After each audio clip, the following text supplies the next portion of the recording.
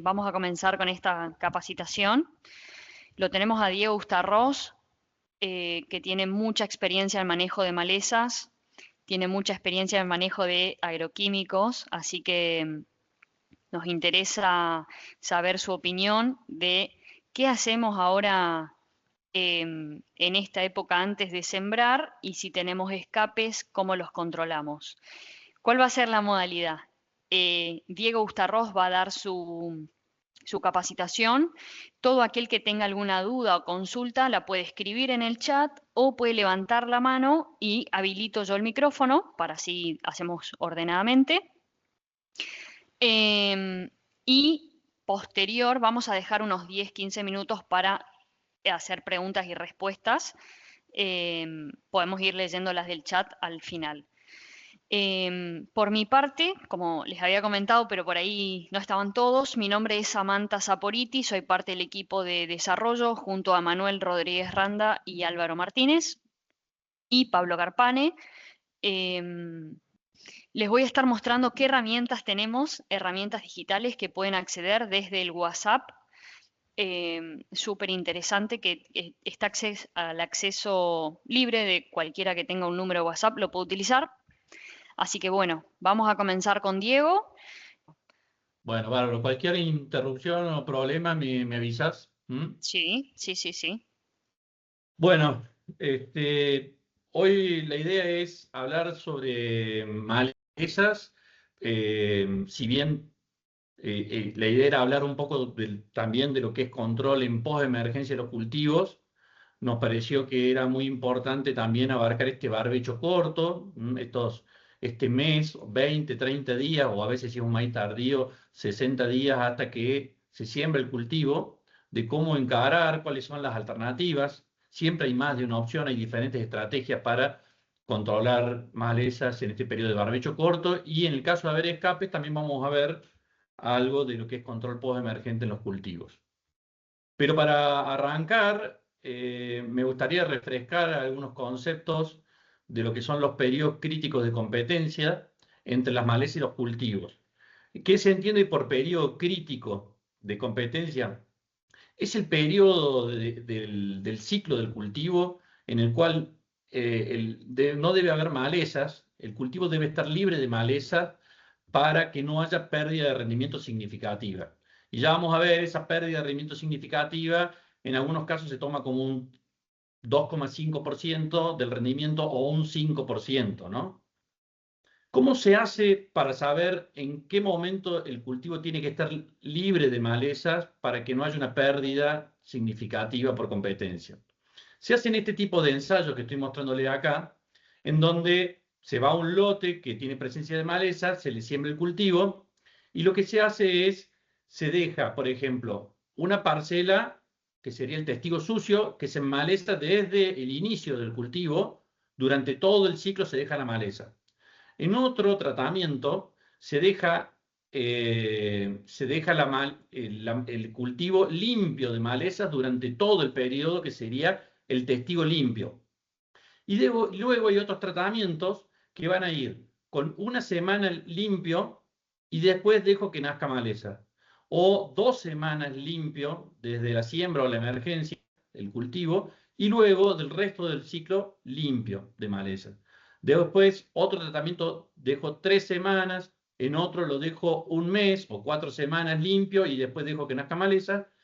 O al revés, dejo maleza por una semana, que compita con el cultivo y después lo limpio durante todo el resto del cultivo. O dejo las malezas por 2 semanas que compitan con el cultivo y después lo mantengo limpio y así por diferentes periodos de tiempo.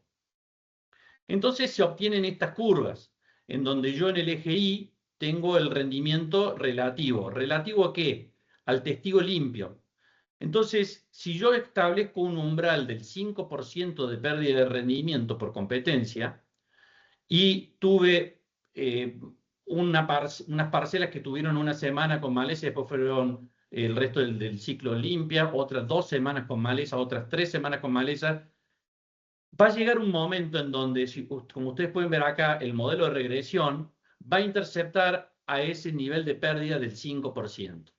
Entonces se han hecho muchos ensayos a nivel mundial durante muchísimos años Y se ha establecido que ese periodo en el cual las malezas pueden permanecer con el cultivo sin afectar significativamente el rendimiento, o sea, en más de un 5%, en general podemos hablar que el maíz es hasta B5, B6, o sea que las malezas pueden permanecer ese periodo sin causar pérdida significativa de rendimiento, pero a veces, en algunos casos, cuando hay mucho nacimiento de maleza junto con el cultivo, ese periodo se acorta y a partir de 2 hojas de maíz o a partir de 2 nudos con hojas desarrolladas en soja, ya puede haber pérdida de rendimiento, como vamos a ver.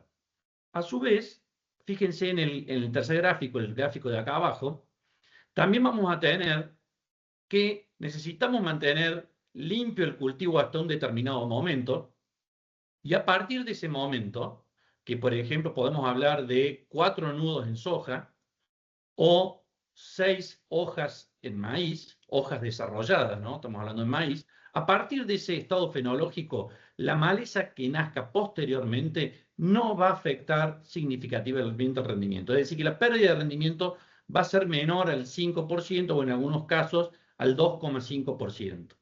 El periodo que queda establecido entre el periodo hasta el momento en el cual tengo que controlar la maleza para que no haya una pérdida significativa de rendimiento, o hasta el momento en el cual tengo que tener limpio el cultivo para que la emergencia posterior no me afecte el rendimiento del cultivo, se llama periodo crítico de competencia. Ese periodo crítico de competencia, por ejemplo, en maíz, es decir, en general está entre 2 y 6 hojas en maíz o entre 2 y 4 nudos para soja. Cuando hablamos de soja, de nudos, estamos hablando de nudos con hojas completamente desarrolladas. Entonces hay que mantener el lote limpio entre 2 y 4 nudos en soja o entre 2 hojas desarrolladas y 6 hojas desarrolladas en maíz.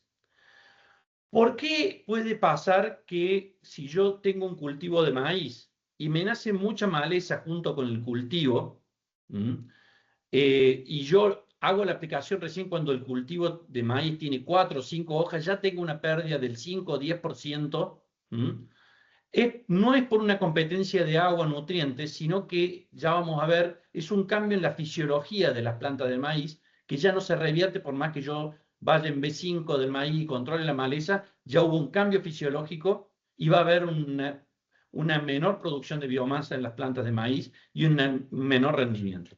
Fíjense, esto lo saqué, es una tabla que resume un montón de ensayos de competencia de maíz, en donde son las semanas que toleró el cultivo de maíz conviviendo con malezas sin haber pérdidas importantes de rendimiento. En la mayoría de los ensayos, fíjense, son 3 semanas desde la siembra, 4 semanas de la siembra, 4 semanas de la siembra, 6, 4, pero hay, y en este caso, en algunos casos han tomado desde la emergencia del maíz, y fíjense, 4 semanas desde la emergencia, 6, 8 semanas, o sea que en la mayoría de los casos, como les decía anteriormente, son entre 3 y 4 semanas que puede convivir la maleza con el cultivo sin pérdidas significativas de rendimiento. Pero hay algunos casos, fíjense en la bibliografía, el 16% de los estudios, en donde a partir de 2 semanas desde la siembra o 2 a 3 semanas desde la emergencia del cultivo, es todo lo que pudo tolerar. Es decir, que si yo entraba en esos ensayos a las 4 semanas, o sea, a los 28 días, a controlar la maleza, ya tenía una pérdida mayor al 5%. Puede ser de un 8, un 10% de pérdida de rendimiento. Bueno, esto les muestro, por ejemplo, en Balcarce.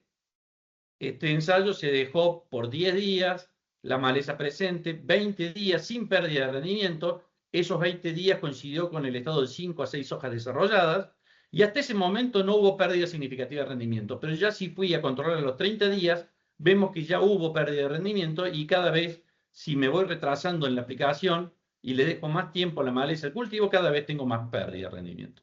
Y fíjense que no hizo falta tener limpio el cultivo por más de 30 días, que coincidió con el estado de 6 a 7 hojas desarrolladas del cultivo de maíz, porque las malezas que nacen después de 6 a 7 hojas desarrolladas de maíz o 4 nudos en soja, ya la maleza que nace posterior a ese estado fenológico no produce biomasa prácticamente, en la mayoría de los casos se muere y no produce semilla. Por eso es importante que entendamos, ojo, ¿no? No es que yo voy al momento de 6 hojas desarrolladas en maíz y veo un yuyo colorado de 10 centímetros de altura o que tiene 4 hojas. No, porque esa planta que tiene 4 hojas, cuando el maíz tiene 6, nació quizás 10 o 15 días antes. Es la maleza que nace, que emerge después de este estado en maíz, la que no va a producir biomasa, lo más probable es que se muera y no va a producir semilla. Pero fíjense, a diferencia de lo que vimos recién en Balcarce, en Estados Unidos se han hecho ensayos en donde, por ejemplo, en esta localidad, si dejaron 20 días el cultivo, 20 días desde la emergencia del cultivo de maíz, con malezas, tuvieron pérdida del 20%, ven que el rendimiento fue el 80% del testigo limpio, una pérdida del 20% por haber entrado a aplicar a los 20 días. Eso ocurre cuando tenemos mucho nacimiento de maleza, grandes densidades de maleza, junto con el cultivo de maíz. ¿Y eso a qué se debe? Eso se debe a que las plantas del cultivo tienen un espectro de absorción que tiene un pico en el rojo y reflejan el rojo lejano.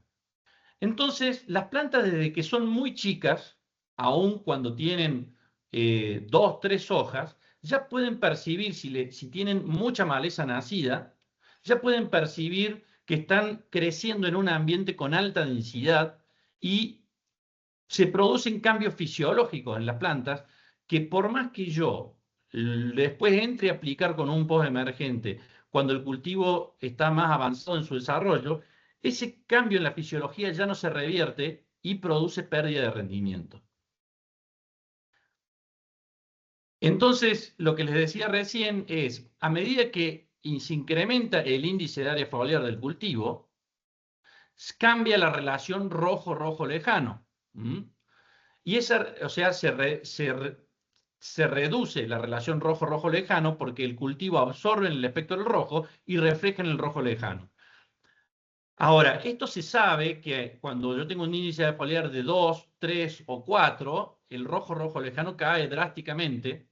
Pero ¿qué pasa cuando el cultivo es chico y tenemos índice de foliar de 1?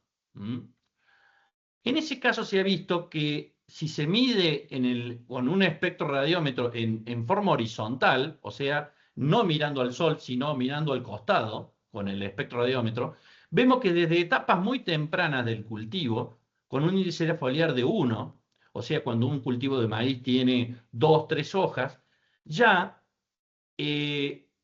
si yo fíjense, cuando tengo un cultivo implantado, las plantas pueden percibir a través del rojo, un incremento en el rojo lejano, que es lo que reflejan las plantas, que están creciendo en un ambiente denso y con alta competencia. Entonces, a medida que la luz penetra en el canopeo, sufre una reducción en su intensidad y en su composición espectral. Y la reducción del rojo-rojo lejano es una señal lumínica temprana de la presencia de plantas vecinas que van a ejercer competencia.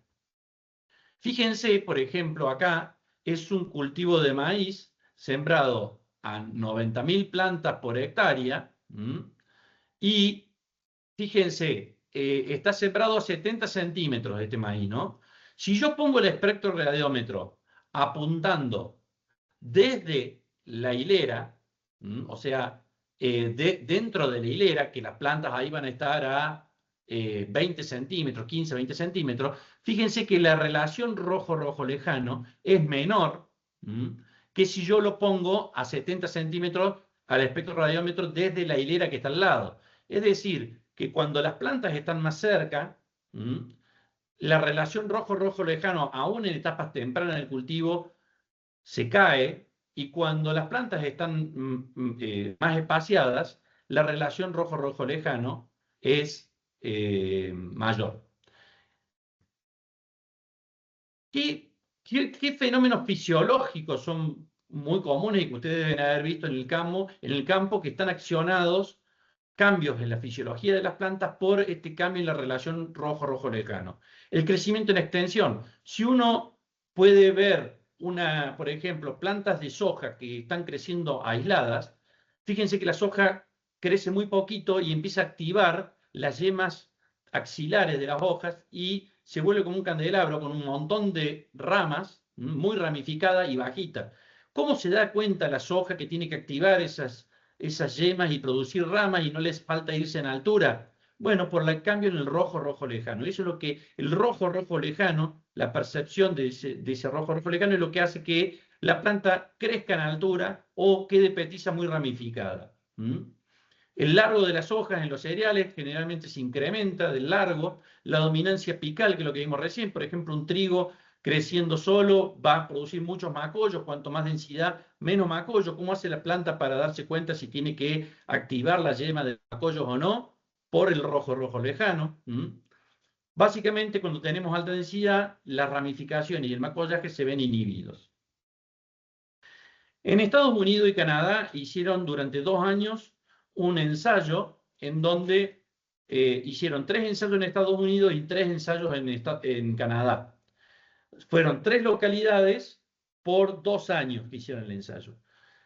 La densidad de siembra del maíz fue de 75 a 80.000 plantas por hectárea, y como la maleza no la podemos hacer nacer junto con el cultivo siempre, sino que van a nacer de acuerdo a la lluvia y el estado de dormición que tenga, lo que hicieron para mimetizar, digamos, lo que sería el nacimiento de maleza junto con el maíz, fue sembraron el maíz y luego en forma cruzada le sembraron el trigo, como si el trigo fuese la maleza, a una densidad de 150 semillas por metro cuadrado y 15 centímetros entre hileras. Luego lo que hicieron fue, dejaron un testigo limpio, un testigo enmalezado, que no controlaron la maleza, otro que lo mantuvieron limpio durante todo el ensayo de malezas, y después un tratamiento se dejó hasta una hoja emergiendo del cogollo. No es una hoja expandida, aclaro, no son hojas con lígula visible, sino que son, en este ensayo no sé por qué lo hicieron así, dejaron la maleza hasta una punta de hoja emergiendo del cogollo, 3 puntas de hojas emergiendo del cogollo, 5 puntas de hojas emergiendo del cogollo, lo cual fíjense la foto que tenemos a la derecha, 5 puntas de hojas emergiendo del cogollo coincidió con un estado de B3, fíjense, 1, 2, 3, 4, 5 hojas emergiendo del cogollo, pero 3 hojas completamente expandidas con lígula visible. O sea que el estado en donde se controló con DW5 coincide con un estado de B3, y otro que se dejó el trigo hasta las 10 puntas de hojas emergiendo del cogollo. ¿Cuál fue la conclusión de este ensayo? Que el periodo crítico de competencia para un 5% de pérdida de rendimiento se inició entre B1 y B3, o sea, entre 1 y 3 hojas desarrolladas. ¿Qué es lo que yo les digo? Que cuando hay poca maleza, o la maleza nace cuando recién el maíz tiene 2 hojas, en ese caso es probable que podamos ir en el estado de 5, 6 hojas y hacer una aplicación postemergente que no haya pérdida de rendimiento. Pero cuando la maleza nace junto con el cultivo, no podemos esperar más allá de 2 hojas desarrolladas para evitar una pérdida de rendimiento mayor al 5%. La otra conclusión que sacaron es que si yo me retrasaba en este caso, por ejemplo, de B2, de 2 hojas desarrolladas, por cada día que yo me retrasara en el control, tenía una pérdida del 1,2% de rendimiento. Es decir, que si yo en vez de controlar en B2 de maíz, iba y controlaba 10 días después de B2, tenía una pérdida de rendimiento del 12%. Si iba y controlaba 20 días después, tenía una pérdida del 24% del rendimiento. La pérdida de rendimiento en el ensayo, cuando se dejó hasta que la maleza, en realidad el trigo en este caso, hasta que tuviese 10 puntas de hoja emergiendo del cogollo, la pérdida de rendimiento en promedio de los 6 ensayos fue entre el 27 y el 29% del rendimiento, que es bastante. O sea que cuando tenemos una emergencia importante de gramínea, como en este caso el trigo, junto con el maíz, y hacemos un control en B6, por ejemplo, podemos tener hasta un 30% de pérdida de rendimiento. Y lo otro interesante que ellos vieron es que, fíjense, estas barras que indican una campana, es la biomasa de plantas de maíz cuando se controló la maleza, cuando tenía una punta de hoja, se recién emergido el cultivo de maíz, se controló la maleza bien temprano. Fíjense, esta es la biomasa de las plantas de maíz. Pero cuando se dejó hasta B3, 3 hojas desarrolladas, que coincidió con 5 puntas de hoja emergiendo del cogollo, fíjense que esa campana, la biomasa de las plantas de maíz, se desplaza hacia la izquierda. ¿Qué quiere decir eso? Que por más que después el resto del ciclo del cultivo se haya mantenido limpio, si yo dejé hasta B3, 3 hojas desarrolladas, que es un estado bastante temprano del maíz, la competencia con el trigo, fíjense que la biomasa de las plantas de maíz a madurez fisiológica se redujo significativamente. Esto tiene que ver con cambios fisiológicos debido al cambio en la calidad de la luz y que no se revierten posteriormente y van a afectar el rendimiento posterior. Esa pérdida de rendimiento por dejar diferentes periodos de tiempo con maleza es muy variable. Fíjense, en este ensayo con soja, si se dejó hasta B3 las plantas de maleza, la pérdida de rendimiento fue 0 hasta un 8%. Si lo dejé hasta R1 a las malezas en soja, la pérdida de rendimiento en algunos ensayos fue 0 y en otros ensayos fue cerca del 20%. Y así sucesivamente.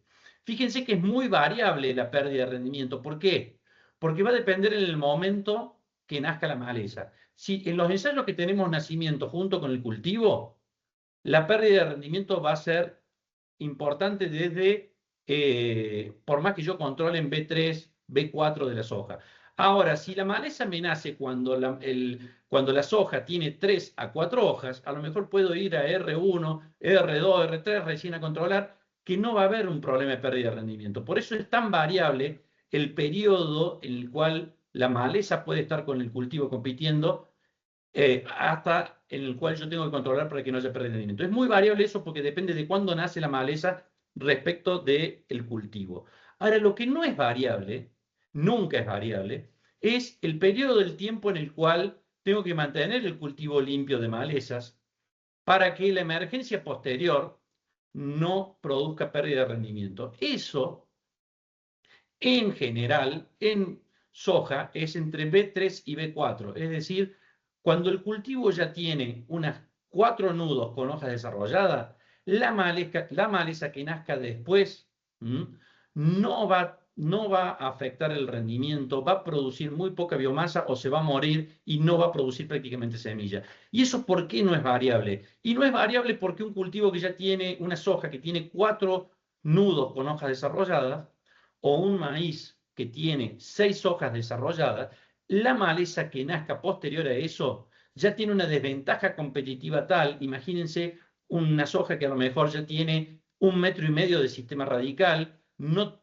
hay forma de que le pueda competir una maleza que recién está naciendo y tiene 5 centímetros de raíz. Entonces, por una cuestión de competencia por agua, por luz y nutrientes, la competencia ya va a ser tal que por más que no la controlemos, esa maleza que nace tarde no va a competir con el cultivo. Bueno, pasamos a la parte de control. Yo acá les hice una tabla. Les puse en rojo oscuro cuáles son las épocas de mayor emergencia para cada especie.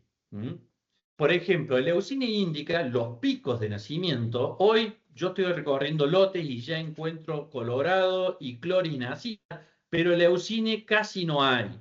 He visto alguna que otra plantita, pero prácticamente no hay. Y eso que ha llovido, generalmente, si bien pueden empezar a nacer en octubre, los picos de emergencia de Leucine en general son en noviembre, diciembre y o principios de enero, en ese periodo generalmente donde se concentra la mayor cantidad de nacimientos de leucina índica. En el caso de clorhexidrata, puede empezar a nacer ahora en septiembre, como ya empezó a nacer, pero generalmente los picos de nacimiento, en general en esta zona, son octubre y noviembre, y en general nace hasta mediados de diciembre, y ya a partir de mediados de diciembre no tenemos tantos nacimientos. En el caso de Urocloa, si tiene humedad, explota en octubre. El 80% de su nacimiento de Urocloa panicoide son en el mes de octubre y un 20% en noviembre. En general, en diciembre ya no nace, y esto, aclaro, es biología, y puede ser que nazca en algún año en diciembre, cuando se atrasan las lluvias y recién nace, llueve a fin de octubre, pero lo típico es que Urocloa, el 80% de la maleza nazca en octubre y el resto en noviembre. Yuyo colorado ya puede empezar a nacer en septiembre, pero en general los picos están en octubre y en noviembre, con un menor nacimiento ya hacia diciembre. Viendo esto, lo que podemos decir es que la mayoría de los nacimientos de las malezas anuales en esta zona se producen en el mes de octubre y noviembre. Por lo cual, si yo voy a sembrar un maíz tardío en la primera quincena de diciembre, yo siempre recomiendo que si queremos hacer un barbecho corto, el momento de realizarlo es ahora. ¿Por qué ahora? O sea, no, porque por ahí queremos comprar un herbicida residual. Y tenemos la duda si el mejor herbicida residual, pónganle un flumeoxacin con piroxasulfone, lo vamos a poner en diciembre, a la siembra del maíz, o lo vamos a poner ahora. Yo soy de la idea de ponerlo ahora. ¿Por qué? Porque la mayoría de los nacimientos de malezas anuales se producen ahora en octubre y noviembre. Entonces, el herbicida que más residualidad tenga, el que más eficacia tenga, yo soy de la idea de ponerlo ahora, fines de septiembre, principio de octubre, para que me mantenga limpio el lote hasta principios de diciembre, para hacer una aplicación ahí ya antes de la siembra. En diciembre, no solamente generalmente nace menos maleza, sino que los cultivos se desarrollan rápidamente por la temperatura y la humedad, y no necesitamos un periodo tan largo de días para que el cultivo compita ya con las malezas. Entonces, yo soy de la idea de quizás poner una tracina con un S-metolacloro en diciembre y poner algo que sea con más residualidad en esta época, fin de septiembre, principio de octubre. Vamos a dar algunos escenarios. Por ejemplo, en el escenario que la principal maleza sea yuyo colorado y eleucine. Y acá, claro, si yo hago un barbecho corto y con residuales ahora para mantener limpio el lote hasta fines de noviembre, principio de diciembre, se va a mantener bastante limpio de lo que es yuyo colorado y gramíneas anuales. Pero si el lote tiene cebollín o tiene sorgo de Alepo, obviamente voy a tener que hacer una aplicación de graminicida no va a llegar a fines de noviembre para tener que hacer la aplicación de graminicida para sorgo o de glifosato, por ejemplo, para lo que es cebollín. Pero lo puedo manchonear, le puedo hacer una aplicación selectiva y no voy a tener que agregarle ese graminicida 2,4-D para yuyo colorado, más aflufenacil, digamos que lo que voy a tener que aplicar lo puedo llegar a hacer en forma selectiva y sin tanto producto. ¿Qué productos puedo utilizar si la principal maleza en el lote es yuyo colorado y eleucine índica? Bueno, por ejemplo, desde mediados de septiembre hasta ahora mediados de octubre, si yo voy a un lote de soja, puedo pensar en aplicar un diflufenicán con S-metolacloro o un piroxasulfone.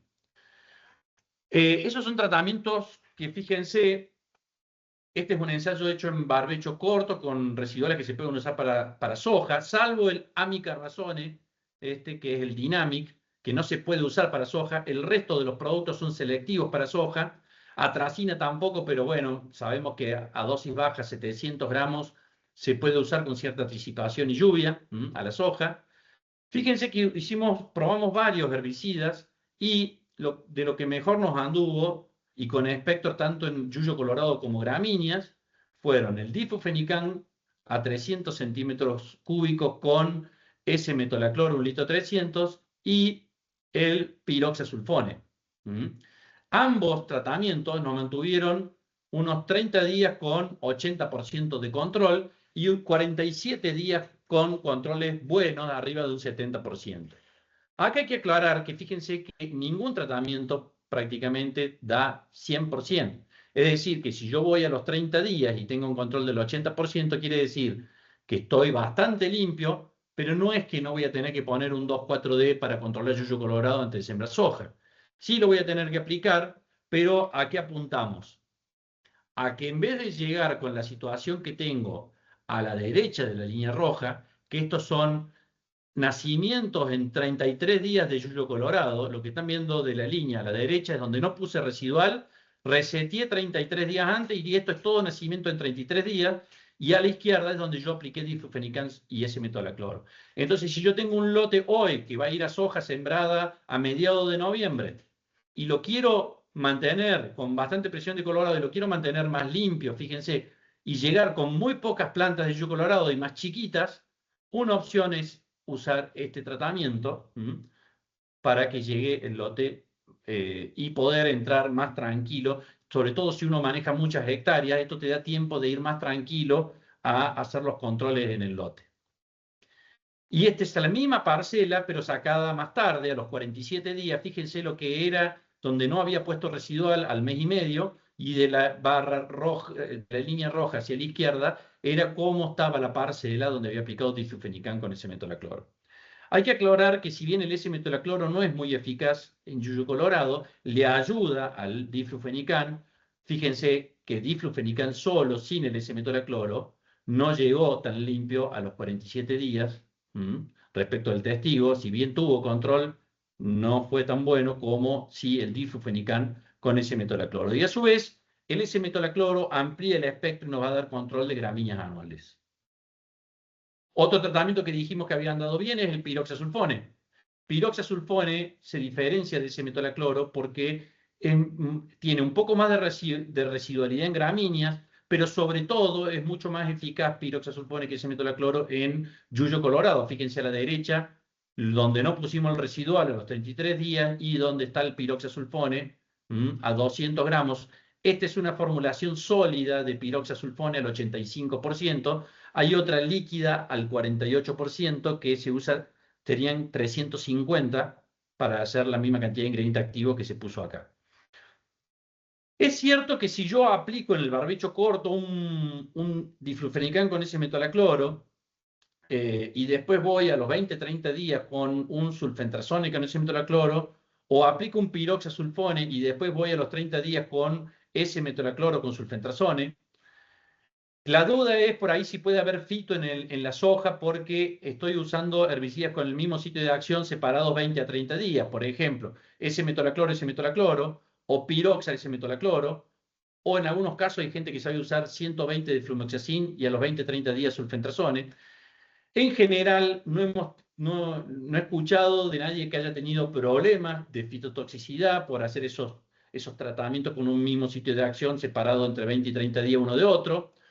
Estos son productos que se degradan desde una lluvia en 15 a 20 días, tanto el flumoxacin como piroxasulfone o S-metolacloro en 15 días desde la lluvia se degrada a la mitad. Y si uno usa dosis bajas, como 1 litro de S-metolacloro, cuando uno va a aplicar a la siembra ya va a haber quedado la mitad o menos del S-metolacloro, y si aplico otro litro, todavía estaría dentro de la dosis de marbete. Entonces, en general no debería haber grandes problemas por aplicar 2 veces ese metolacloro en un periodo de 30 días, pero eso lo tenemos que estudiar en mayor detalle para asegurarnos de que no haya ningún riesgo de fitotoxicidad. Diego, Sí, te hago un comentario de Amalia que nos consulta si el diflufenicán a esa dosis de 300 tenemos que tener algún cuidado con los días a la siembra no puso que cultivo, de soja. está registrado 20 días antes de la siembra de soja. Está. Mm. Diego, ¿y tenés alguna experiencia con el cultivo de sorgo y el diflufenicán? No lo he probado. Ok, gracias. Bueno,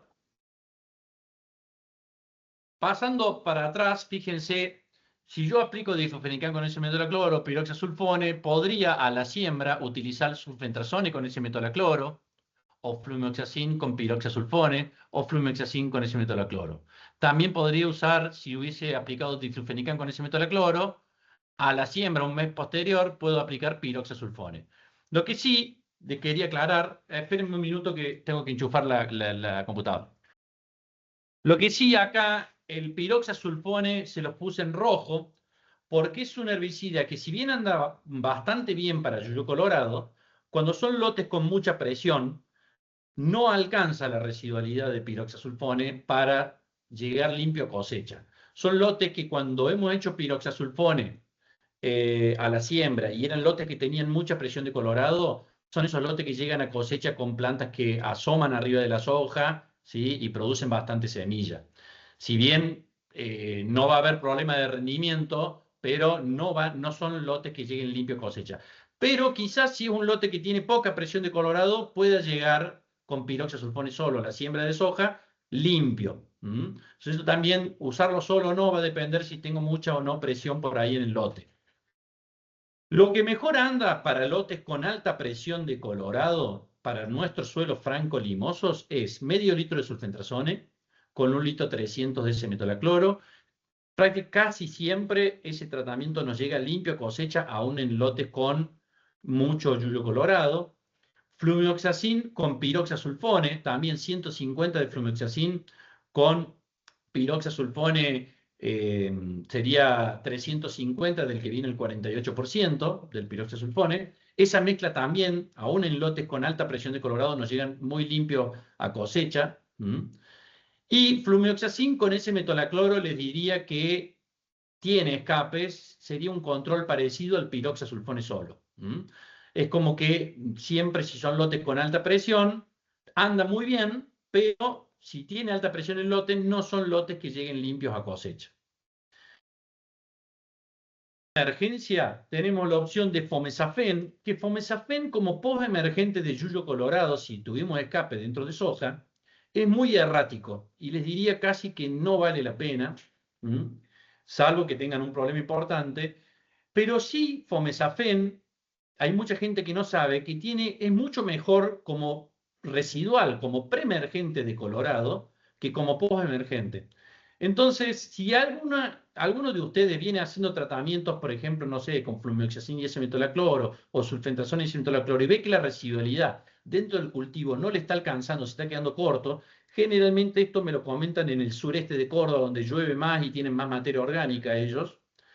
Yo por ahí les recomiendo que apliquen sulfentrazone con S-metolacloro y que dentro del cultivo traten de aplicar en B1, B2, porque es muy selectivo el fomesafen, pero antes de que nazca colorado, como un overlapping, como preemergente dentro del cultivo. Si tienen una soja en lis, pueden ir con repasos de 2,4-D y glufosinato. Si el yuyo colorado está chico, por ahí lo pueden llegar a mezclar. Si ya está más grande, lo tienen que hacer una aplicación en doble golpe, el glufosinato de amonio. Respecto de lo que son graminicidas, ya vamos a ver al final, solamente es importante tener en cuenta las mezclas con herbicidas auxínicos, sobre todo con 2,4-D, si estamos en soja en lis. Esto ya se los mostré. De lo que es control de gramíneas, les quiero decir que, fíjense, este ensayo es un ensayo hecho en macetas con ese metolacloro y piroxasulfone. Y a medida que yo voy bajando la dosis, fíjense, 16 veces menos la dosis de ese metolacloro piroxa, controla a Eleucina índica, que es la barra amarilla, totalmente. Pero Echinocloa y Digitaria, ya con 8 veces menos la dosis comercial, se escapa. Y en otro ensayo se vio lo mismo. Cuando yo entro a bajar la dosis de piroxasulfone y ese metolacloro, ya en 1/8 de la dosis comercial se empiezan a escapar algunas malezas, salvo la leucine, que es la verde, y cuando ya bajo a 16 veces menos la dosis comercial, la que más se escapa es Digitaria, la que tienen un escape intermedio es Echinocloa colona y clorivirgata, y la que menos escapa es leucina índica. Con esto les digo que la especie más susceptible a ese metolacloro y piroxasulfone es Leucina indica, y por lo tanto es siempre con la que más residualidad y mejor control voy a tener. No es que no ande en Cloris virgata, no es que no ande en Echinocloa o Digitaria o Neurocloa, pero siempre vamos a tener que esperar menos residualidad con estos productos en Digitaria o Urocloa, intermedia en Cloris y Echinocloa, y una mayor residualidad con el Leucina indica. Fíjense, esto es lo que yo les decía, esto es cantidad de plantas nacidas de Leucina indica en un testigo sin herbicida, son los puntos verdes, y en parcelas tratadas con S-metolacloro o con piroxasulfone. A los 16 días, tanto S-metolacloro como piroxa controlaron todo. A los 30 días también la segunda camada la controlaron totalmente, tanto S-metolacloro como piroxa. Pero fíjense que a los 44 y 60 días ya hubo escape con S-metolacloro, mientras que piroxa a los 44 días había controlado prácticamente todo, y a los 61 días, si bien había algo de escape, en todos los tratamientos piroxa tenía menos escape y fíjense que seguía controlando. A veces a veces nos pasa que estos productos me controlan 100% una camada, la segunda en un 90% y la tercera ya en un 50%. Pero podemos decir que estos productos tienen una residualidad desde la primera lluvia más o menos 40 días. Pero no son 40 días de un control total, sino que a lo mejor tienen una o dos camadas de un control total y después ya algo se empieza a escapar. Siempre con piroxasulfone teniendo un poco más de residualidad que S-metolacloro. Otros productos como Ligate o Imacetapir y Diclosulam en el Leucina indica tienen una eficacia mucho más baja. El que mejor anda en el Leucina indica es Ligate. Fíjense, esto es una dosis repuesta. Un X es la dosis de marbete, media dosis, un cuarto, un octavo y 16 veces menos la dosis comercial. Fíjense que piroxa y S-metolacloro, a una 16 veces menos la dosis comercial, controlan perfecto la leucina, que es lo que habíamos visto antes. Digitaria, Imacetapir para el leucine, aún a la dosis de marbete en macetas sin rastrojo no la controla. Y fíjense, el Imacetapir es flojo en el leucine. El único que la controla bastante bien es Ligate, que a la dosis de marbete la controla. Pero ya si bajo a la mitad de la dosis ya tengo un 50% de escape. Entonces, para el Leucina indica, siempre lo que mejor va a andar va a ser S-metolacloro o piroxasulfone.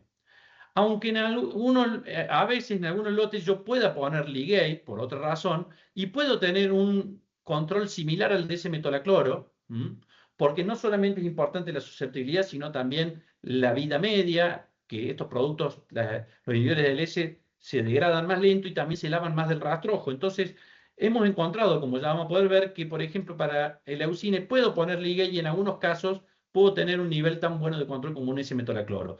Pero si comparo muchos ensayos, generalmente van a dar mejor el piroxa y el S-metolacloro para el leucine.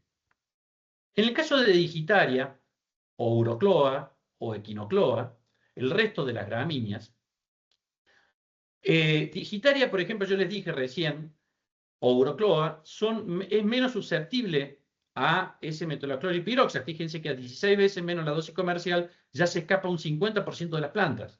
Y a su vez, estas especies como Digitaria, Cloris, Echinocloa, Urocloa, son más susceptibles a los inhibidores de ALS, como el Ligate, como el Imacetapir, como el Diclosulam.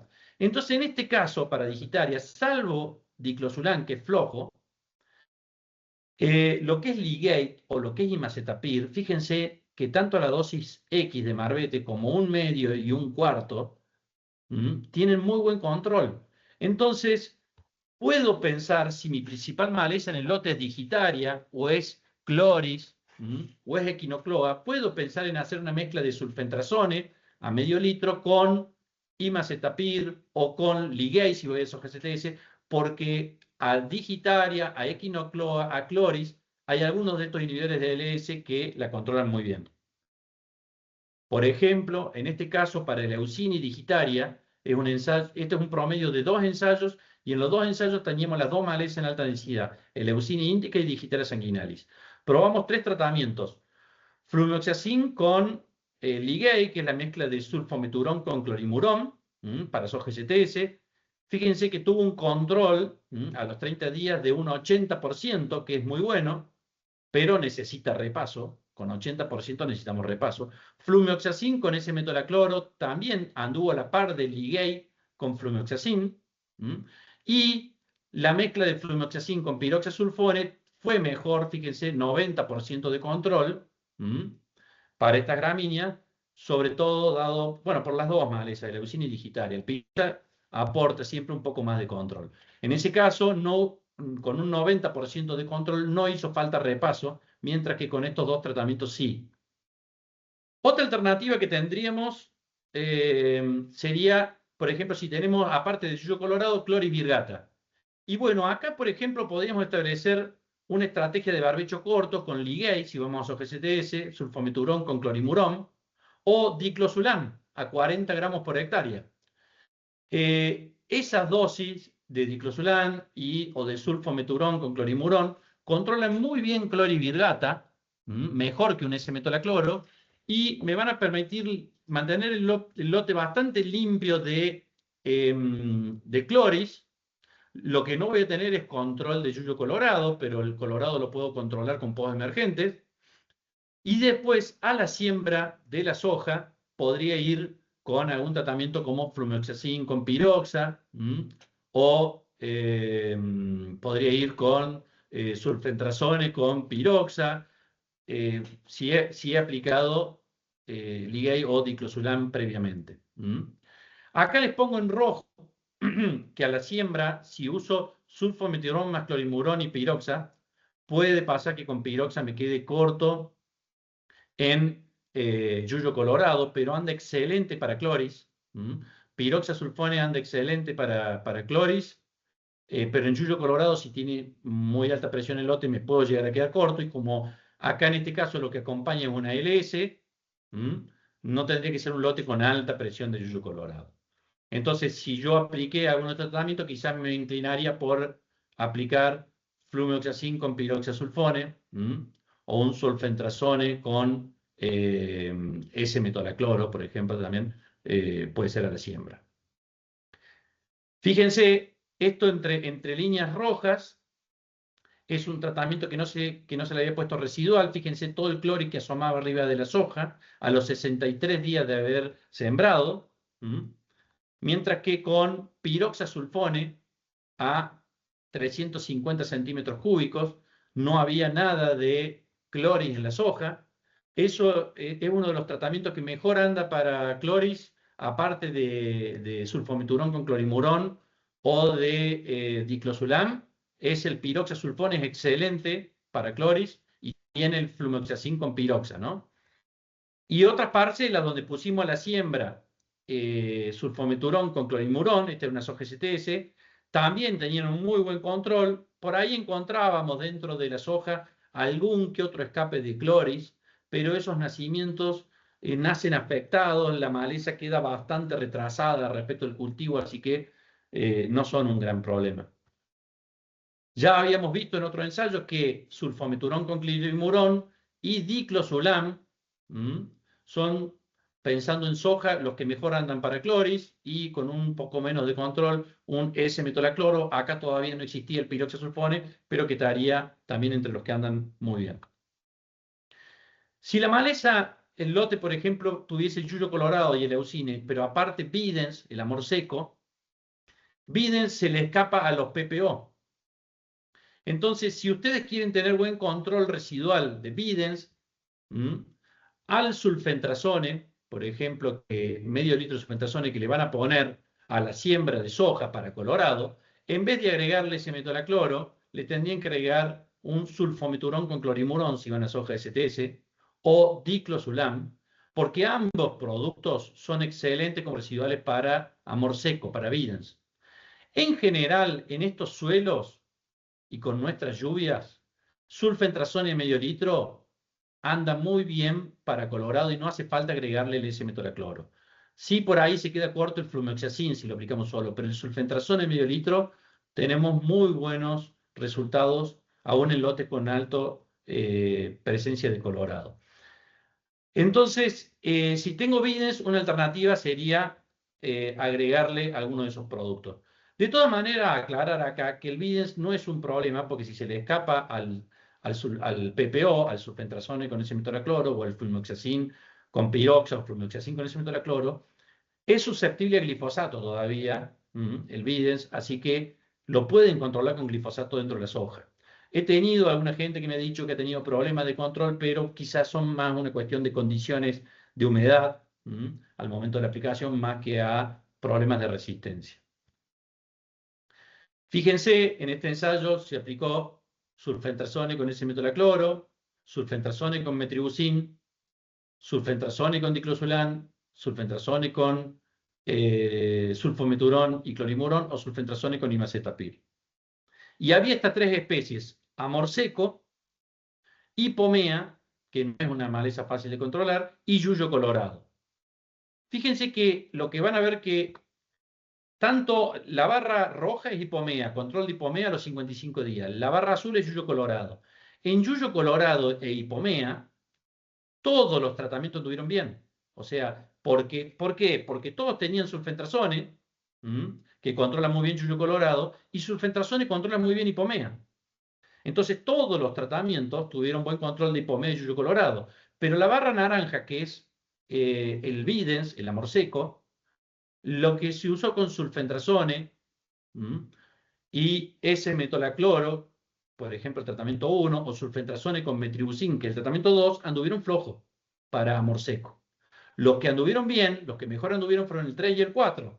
¿Qué tienen el 3 y el 4? Diclosulam o sulfometurón más clorimurón, que sería ligue para su GCTS. Por último, ya para terminar, Samantha, disculpa que ya me excedí un poco en tiempo, recordarles que el 2,4-D es antagónico con los graminicidas. Pero ese antagonismo es biológico, o sea, se da dentro de la planta, y es porque el 2,4-D activa unas enzimas que favorecen la degradación del graminicida dentro de la planta. No es de tanque la incompatibilidad. Y se da, si bien se da tanto en aloxifop como en cletodin, el antagonismo es mucho mayor con aloxifop. En cletodin, subiendo la dosis, por ejemplo, en vez de aplicar 1 litro, aplicando 1,5 litros, por ejemplo, el tratamiento 2 es cletodin con ese metolacloro y anduvo muy bien para el leucine. Cuando le agrego en el tratamiento 4 el 2,4-D, cae el control. Pero fíjense en el tratamiento 6, que subo la dosis de cletodin de 1 litro a 1,5 litros, deja de haber rebrotes. Ya se lo voy a mostrar en fotos ahora. O sea que si yo subo la dosis de cletodin de 1 litro a 1,5 litros, lo puedo mezclar con 2,4-D. Lo hemos probado en diferentes especies y anda siempre bien, no hay rebrote. No sé si a 1 litro 300 alcanzaría, con 1,5 litros sí alcanza. Pero el oxifop es más antagónico. Y fíjense, este es el control solo de aloxifop. Cuando le meto el 2,4-D, veo que rebrota. Y cuando le subo a 300, de 200 a 300 de un aloxifop al 54%, hay menos rebrote, pero sigue habiendo rebrote. Entonces, como recomendación, tanto en una soja en lis, en una soja en lis, traten de separar la aplicación de aloxifop de 2,4-D. Si lo hacen en el barbecho, traten de separarla también al aloxifop de un 2,4-D. En el caso de cletodin, en un barbecho, siempre lo ideal es separarlo para no tener que aumentar la dosis, pero si no pueden separarlo, aumenten la dosis de cletodin de 1 litro a 1,5 litros, que van a andar muy bien porque el antagonismo es menor y se corrige levantando la dosis. Otra cosa, todos los 2,4-D son antagónicos con los graminicidas. Tanto la microemulsión como el éster, como la amina, como la sal colina, todos son antagónicos con el graminicida. Bueno, para maíz temprano tenemos sulfentrazone con ese metolacloro, como para hacer ahora un barbecho. Esto ya tiene registro. Podemos aplicar también un flumoxacin con ese metolacloro, que van a andar muy bien en colorado y gramíneas. Y después tenemos los tratamientos típicos para maíz, como puede ser una amicarbazona más ese metolacloro, atracina más ese metolacloro, terbutilacina con ese metolacloro o biciclopirone más ese metolacloro. Y acá quiero aclarar que todos estos tratamientos tienen control de yuyo colorado, pero en general no son tratamientos que nos van a dar un mes o un mes y medio de 100% de control. Van a tener un 75, 80% de control, si yo quiero apuntar a un control más alto que esto, ya me tengo que ir a un sulfentrazone con ese metolacloro, o un flumioxazin con ese metolacloro, o un flumioxazin con piroxa. Está bueno utilizarlo estos productos para rotar los sitios de acción, andan bastante bien, pero la residualidad generalmente no es la de los PPO para yuyo colorado. Sí anda muy bien, por ejemplo, una biciclopirona con ese metolacloro para gramínea, pero en yuyo colorado se va a quedar un poco más corto respecto de lo que son los PPO. Fíjense, de todas maneras, a los 45 días, estos son nacimientos a la derecha sin residual, y fíjense la biciclopirona a 1 litro, si bien tiene nacimientos de colorado, mucho más chicos y mucho menos nacimientos, entonces si yo aplico a mediados de octubre, voy a llegar a principios de diciembre así con una biciclopirona o así donde no puse el residual. O en este caso, amicarbazona con ese metolacloro, a la izquierda tengo donde puse el residual y a la derecha donde no lo puse. Cuidado con aplicar residuales a los pocos días de una lluvia. En este caso, yo apliqué al día siguiente de la lluvia. Eso no lo van a hacer ustedes con una máquina porque van a esperar que ore el suelo, pero si entran a aplicar a los 4 días de una lluvia, les puede pasar que el producto no se incorpore y les nazca la maleza, y les va a pasar lo que ven en esta figura, que prácticamente con todos los productos no tuve control. El único que anduvo bien acá fue el 5, que fue piroxasulfone, y eso yo creo que está dado porque es el que más susceptibilidad tiene el yuyo colorado. En los otros tratamientos que tienen menos susceptibilidad al colorado, como ceratracina con ese metolacloro, o Dynamic con ese metolacloro, o Adengo, fíjense que si yo lo aplico y no se incorpora y me emerge la maleza, los controles van a ser bastante malos. Bueno, eso es lo que yo tenía para presentarles. Estoy después dispuesto para las preguntas. Bueno, muchas gracias, Diego. Muy bueno. Les voy a mostrar 10 minutitos lo que tiene Atanor para ofrecerles como una herramienta. Y después voy a leer las preguntas de las que tenemos en el chat, que también pueden ir dejando si se les va ocurriendo alguna. Ahí se ve mi pantalla, ¿no? Sí, sí, Sami, se ve bien. ¿Sí? Buenísimo, gracias. Bueno, dentro de lo que es Atanor Pro tenemos estas capacitaciones con expertos como lo tuvimos ahora a Diego Ustarros, y tenemos herramientas digitales que pueden utilizar en su teléfono. Yo les voy a mostrar hoy la nueva herramienta que tenemos. Primero les voy a comentar la que ya teníamos, que la habrán visto en otras capacitaciones, sobre lo que es el recomendador de productos. Esto se utiliza en el chat de WhatsApp. Y lo que antes teníamos, o la herramienta que ya veníamos utilizando, es la compatibilidad de mezclas. Esta herramienta nos va a servir para poder ver cuán compatibles son los productos del portfolio Atanor. Entonces, basta con seleccionar que queremos usar esa herramienta, elegir los productos que vamos a utilizar y nos va a dar un PDF con el resultado. Esto lo venimos trabajando con un laboratorio independiente donde le dimos las combinaciones de agroquímicos y después nos arrojaban un resultado.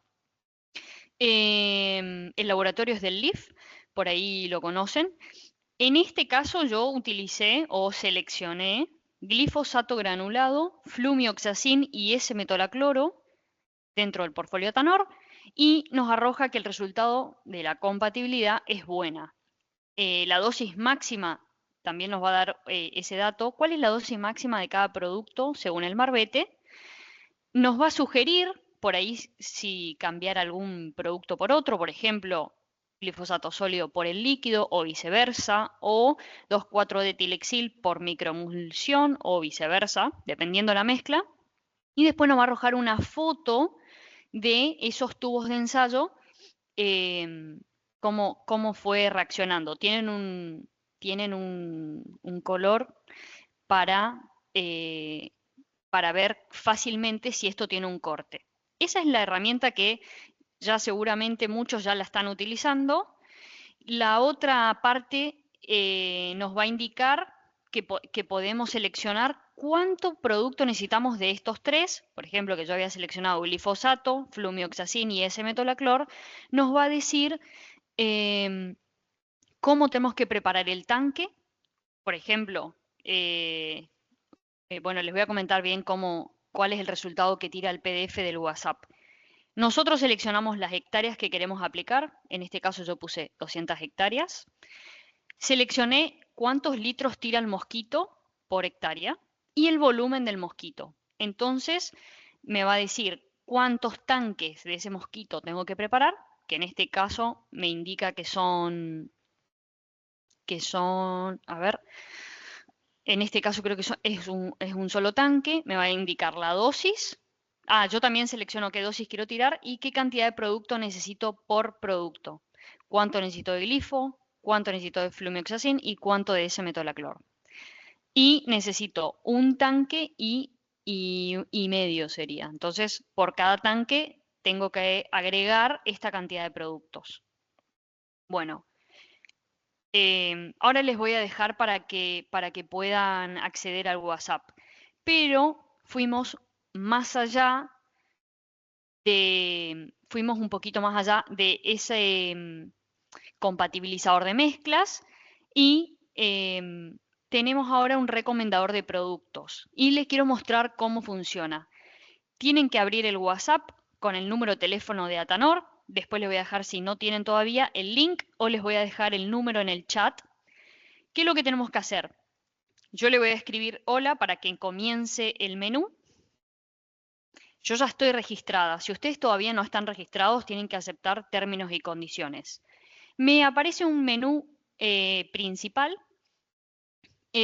donde tenemos distintas opciones. Yo voy a elegir recomendador de productos, que es la nueva herramienta que tenemos. Le doy Enter. Es muy fácil de usarla y tiene acceso cualquier persona que tenga un WhatsApp lo puede usar. ¿Cuál es la idea del recomendador de productos? De acuerdo a la maleza que tenga presente y dentro del portfolio Atanor, ¿qué productos puedo seleccionar para esa maleza indicada?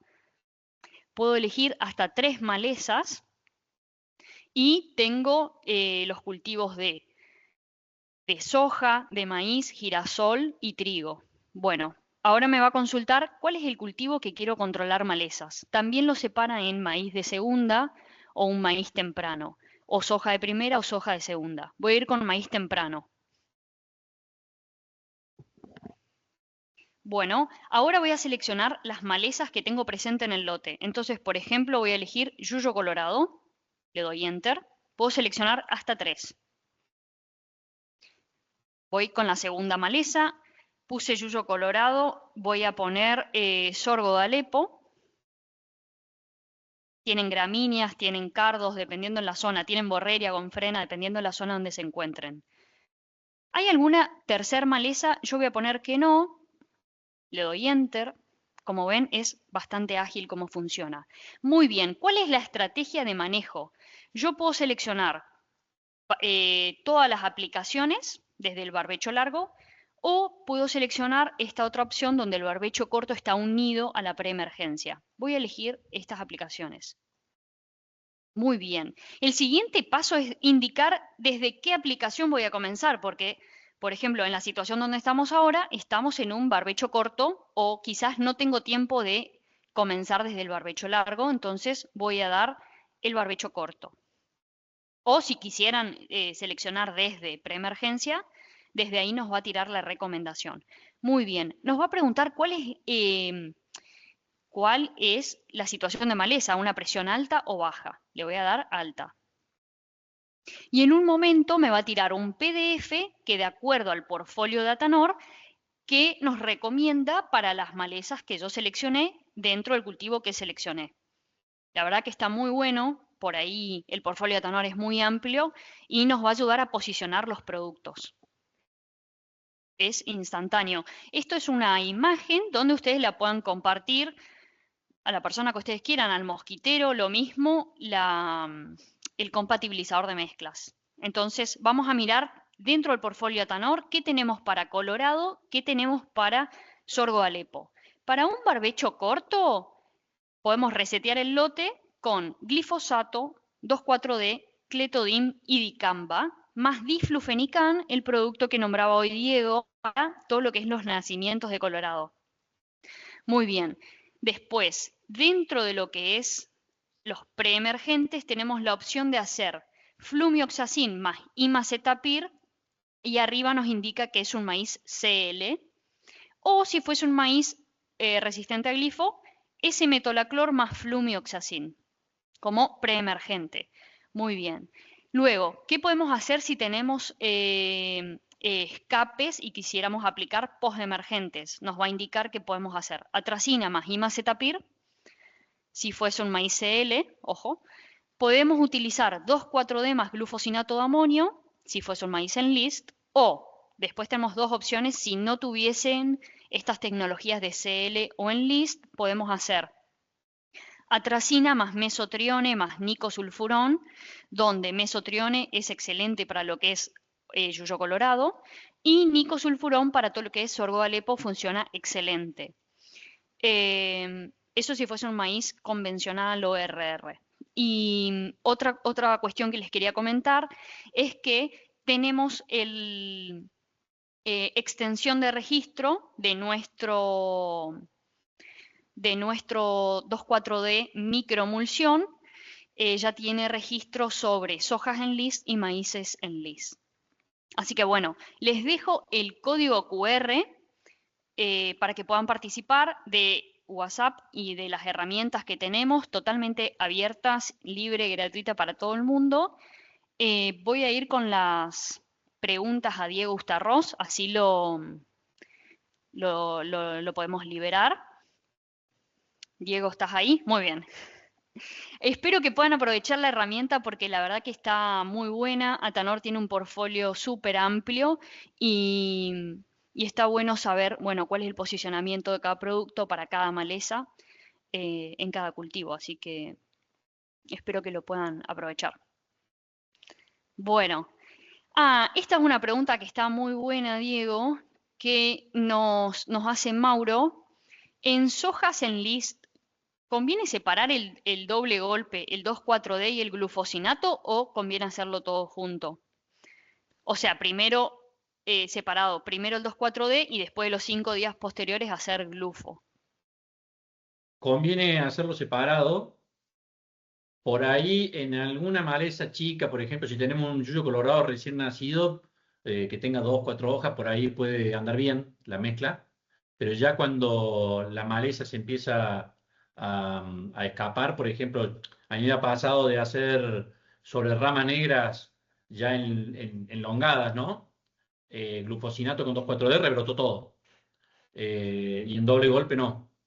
Es como que si la maleza está por ahí un yuyo colorado de más de 10 centímetros, yo no lo aplicaría junto. Perfecto. Voy con la siguiente pregunta. Bueno, nos consultan sobre la selectividad del flumioxacin en soja. A día cero pone, pero se refiere a aplicar y sembrar flumioxacin. Claro, sí, sí. Eh, no, a ver, en realidad uno debería seguir las recomendaciones de Marbete, ¿no? Que en general ellos se recomienda, si no me equivoco, es 15 días antes y en general, en lo posible, que haya una lluvia entre la aplicación y la siembra. Eh, Mira, incluso a mí me ha pasado de aplicarlo que me llovió arriba de soja sembrada, ¿no? Que me llovió y no tuve problema con fluoxacin y tuve problema con sulfentrazone. Mira, te iba a preguntar qué opinabas si no del sulfentrazone. Y yo creo que eso es porque se lavó, digamos, y entró. Pero es raro, digamos. Acá ha habido a veces algún caso, algún año que yo me acuerde, de problemas de fito. ¿M? También, por ejemplo, aunque a la gente se asuste, también he visto fitotoxicidad en maíz, cuando el maíz que no era RR, por aplicar glifosato y que el mismo día me llueva arriba del maíz que estaba brotado abajo. O sea, como que el Claro. maíz estaba brotado abajo, pero no había emergido. Le apliqué glifosato y me llovió el mismo día y me mató planta. Porque los productos se adhieren, se absorben a los coloides, pero les lleva un tiempo. Y por ahí, si yo aplico y a las pocas horas me genera una lluvia y abajo el cultivo está brotado, puede pasar que parte de la selectividad, que es posicional a veces, no se dé. Sí, también Eh, pasa que hay mucha disponibilidad del producto todo junto exacto. y la planta también es muy chiquita, entonces, claro. Por Sí eso vimos, la selectividad siempre lo que va a convenir es ponerlo unos 10 días antes, como para que sembrar después de la lluvia, ya esté incorporado. Eso sería lo ideal. Por ahí, si uno ya sembró y está brotado abajo y lo puede aplicar, bueno, se puede, pero en lo posible que no haya un pronóstico de lluvia el mismo día o al día siguiente, pues, sobre todo el mismo día. Si ahí te llueve el mismo día, podés llegar a tener problemas. Se da muy pocas veces eso, pero se ha dado. Lo he visto con glifo, lo he visto con sulfentazones. El flumoxacino que podés llegar a tener problemas por ahí es cuando, si el cultivo está emergido, chiquito y hay una lluvia fuerte, el salpicado de las gotas con suelo que tiene el producto va produciendo como pequeñas manchas necróticas, pero no es grave, eso es un quemado en la primera hoja foliada que después se recupera normal. perfecto. Eh, Bueno, otra pregunta es sobre el Fomesafen en posemergencia de soja, que indica que han visto fito, y comenta de duplicando la dosis para que sea residual. Eso yo no lo entendí, así que hayas dicho duplicar la dosis. ¿Puede ser? no, no, Ah, está no, bien. no, No, no, para no. mí eso está. Es la dosis de Marbete. Y entiendo lo que decía Diego, es el Fomesafen tiene bastante residualidad. Nosotros lo No, hemos visto también. claro, él lo debe estar pensando en aplicarlo a 2 litros previo a la siembra de soja, como residual. Ah, está bien, está bien, está bien. Pero, no, a ver, el Fomesafen en post-emergencia es muy raro que te genere fito, o sea, una Ujú, fito importante, ¿no? Es mínima la que te genera. Es el más selectivo de todos los PPO. Yo, sinceramente, si le estás generando mucha fito, se lo vería lo vería por el lado de si está bien limpia la máquina o no, que les está removiendo algo que esté pegado. Porque a nosotros nos ha pasado, por ejemplo, que aplicamos graminicida después de haber lavado con agua la máquina, cuando no se lava con lavandina o con algún producto específico para limpieza, y el síntoma era PPO, o sea, flumioxacin, algo que había quedado en los filtros, claro. y le digo, nos quemó, teníamos la soja con 2 nudos y hoja desarrollada, y la quemó completamente, después rebrotó sin problema, pero feo, porque te quedaban todos los palitos nomás, y era graminicida y habíamos lavado con agua el mosquito, pero para mí esos problemas están relacionados a que ya sea el graminicida o el aceite están removiendo algo que había quedado pegado en la máquina. No lo vería tanto desde el punto de vista del fomesafen. Y la doble dosis, no, la verdad que nunca evalué doble dosis. No me acuerdo si le evalué, pero no recuerdo bien, yo no lo recomendaría. Sí, por ejemplo, una aplicación pre-siembra y otra aplicación post, eso sí lo he hecho, sin problema de fito, e incluso no hemos tenido problema por ahí en trigo en mayo o en maíz tardío al año siguiente, pero por ejemplo a sorgo no podés ir directamente. Entonces también Perfecto. hay que tener Claro, cuidado con una sí, doble sí, dosis sí. de Fomesafen de la rotación, ¿no? Tal cual. Sí, sí. Con respecto a las recomendaciones que estabas dando sobre Colorado y el Eucine indica si pueden ser válidas también para controlar rama negra. No sé cuáles de todas las recomendaciones. Generalmente rama negra, por ejemplo, todo lo que es PPO es flojo. Ese metolacloro, piroxasulfone, esos no son productos de control en malezas de hoja ancha, así que todo lo que es sulfentrazón, ese metolacloro, flumoxacin con ese metolacloro, incluso con piroxa seguramente, tampoco creo, aunque el piroxa no lo probé nunca. No, lo que controla bien rama negra, digamos, de nacimiento es el diclosulam. ¿Mm? Y sulfometurón con clorimurón también. Nosotros tenemos un producto ahí, te iba a decir, Claro, te voy a mandar para que lo pongas. Es sulfometurón más metsulfurón, que se llama Odyssey. Lo vemos también muy bueno en el control de gramíneas, o en este caso, como vos decías, lo que controlaba muy bien para, ¿cómo era? Para amor seco, con la LS. O sea, es una LS pensando en ir a claro. una soja CTS. Muy similar a lo que es el Ligate.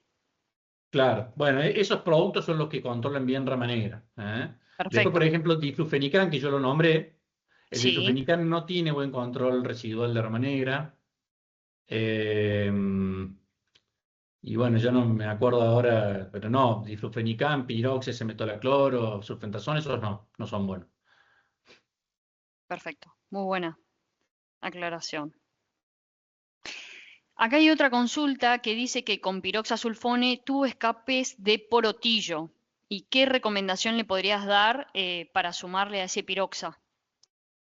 Bueno, sí, piroxasulfone no controla por botillo, porque, a ver, piroxasulfone, al igual que ese metolacloro, son graminicidas, son para gramíneas, ¿no? Y pueden controlar alguna maleza de hoja ancha como colorado, pero no son excelentes, y menos para malezas de hoja ancha de semilla grande, como son porotillo, lipomea. En ese caso, de los PPO, el que mejor anda, el flumethiazine no anda, ¿sí? Así que tendría que hacer la mezcla de si pone piroxa, ponerle sulfentrazone. ¿Mm? Y la otra sería ponerle diclosulam, que la dosis para lotes con mucho porotillo, digamos, con mucho hipomea, se recomiendan 40 gramos por hectárea. Eso en el NEA y NOA se recomiendan 40 gramos por hectárea, y a eso le puede adicionar el piroxa. En ese caso, el control de colorado te lo va a dar el piroxasulfone más que nada, porque el otro es el S, y el control de la hipomea te lo va a dar el diclosulam. ¿Mm? Perfecto. Bueno, y nos comentan qué recomendaciones damos para cebollín en soja nacida. Yo, Glifosato. y Eh, también imacetapir funciona muy bien para cebollín. Funciona, pero Ok, ¿viste? Lo frena un tiempito, es como que sí funciona, pero no tiene el control de un glifosato, ¿no? ok, O la otra sería glifosato más imacetapir. está, Pero en ese caso, ojo, no podés usar dosis llena porque le pega a las hojas. O ok, sea, si vos pones glifosato con imacetapir, tendrías que ver de no pasar de los 700 de imacetapir. Yo he puesto glifosato con 1 litro de imacetapir y la frena bastante a las hojas. ok, Después, pero decirles que el cebollín, por ahí la gente, yo he hecho ensayos el año pasado, hice varios ensayos, el glifosato lo sigue controlando perfecto, ¿no? Una dosis de 3 litros de una sal potásica lo controla muy bien. buenísimo. Bueno, muchas gracias, Diego.